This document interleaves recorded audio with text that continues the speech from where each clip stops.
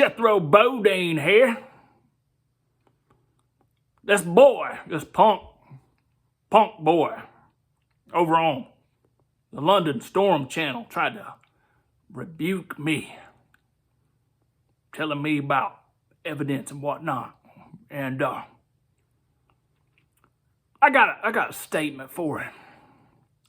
God is real because the Bible says so.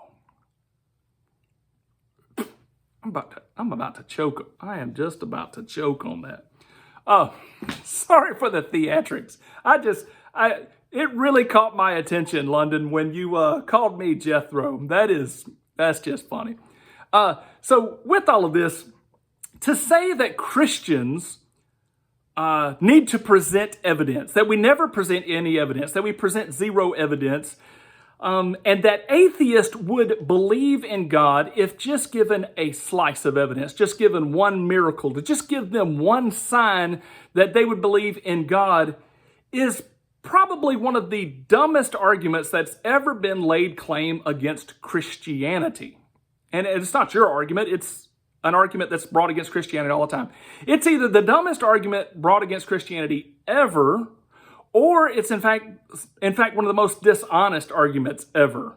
Now, it's either intentionally dishonest or accidentally dishonest. I don't know how to explain that. So, jumping into this, let's just really think about it. So, London Storm challenged me to be able to step out into maybe to an open field with no storms around, and let's gather 10,000 atheists around so they can observe this event, so they can all be converted to Christ. And so, if I say, God, give us a sign today. And then all of a sudden lightning rips from the heavens and comes out in 13 colors and, 13 colors and spreads here and there. And I don't remember exactly what the parameters were he's talking about, but you get the picture. Some kind of big miraculous event happens that all of a sudden all these atheists that said, just show me a sign, would convert. Would they convert? Now, maybe a few would. But no. Here's the reason why. It does not logically follow that just because I stated God give them a sign and something miraculous happens at the same time, that it is in fact miraculous or that the two are tied together. So have the super intellectual atheists really thought through this who are making this claim? Simultaneity does not equal equivalence. Now, if you could test this again and again, maybe you're on to something, which is kind of why the life of Jesus really stands out. But for it to just happen once, somebody could easily jump over and say, that was just coincidence. Or maybe that was just me hallucinating. But I have actually spoken to atheists who will say and make a claim as boldly as, I wish God would show up so I could reject him in person. Now, the evidence being presented doesn't necessarily convert anybody. We have a free will. We can reject evidence as given to us. And I've got an example that might help drive home the point. So I have an atheist friend who is an empath. He's able to feel other people's emotions really well. He can feel the signals from people. He's very empathic. He is empathic as I am. And so when a nasty, terrible person walks into the room, he's like, hey, I don't trust that guy. I can feel him. And we're not talking about by looks. We're talking about by vibes. And it's funny that science hasn't figured this out yet. Some of us think these things are spiritual, but nonetheless. Anyway, so let's say my atheist friend tells one of his atheist friends, I don't trust that guy.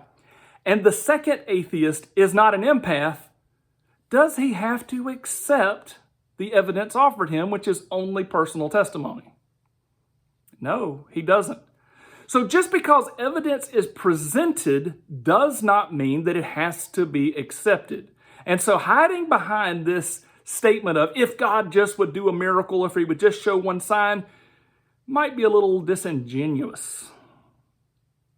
Maybe. And so has Christianity actually ever offered any evidence? Yes. Now, and if you're an atheist, I'd ask you to just consider this for a second. I know that atheists don't consider evidence offered by Christianity strong enough. But I want you to just think of it in a second as weak arguments for a second. Are they weak evidences? And here's some of the weak evidences I want you to consider. What about the personal testimony of millions? What about being able to observe transformed lives of Christians that are no longer living the way they used to be living and are much more joyful and peaceful and satisfied?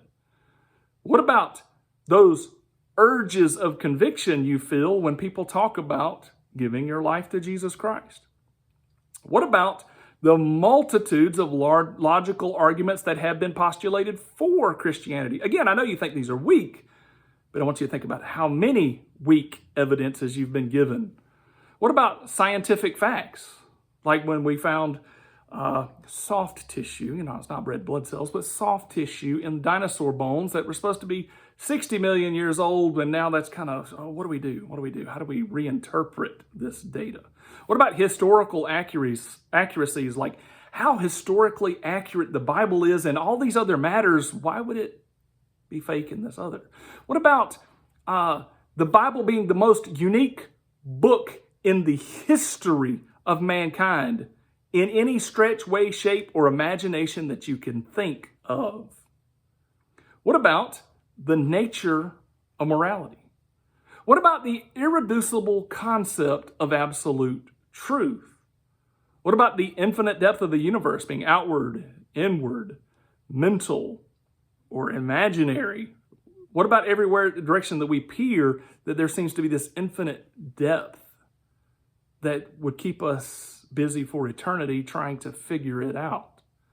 What about the precision and the preciseness and the reliability and the constancy of math? What about the appearance of design all around us? What about the irreducibility of language? What about the actual life of Jesus Christ, etc.? So no, it is not that Christianity has not produced any evidence. It is just that it has been resisted. Christians never tell you to accept God on faith. They say, accept God on faith by the evidence that has already been presented to you.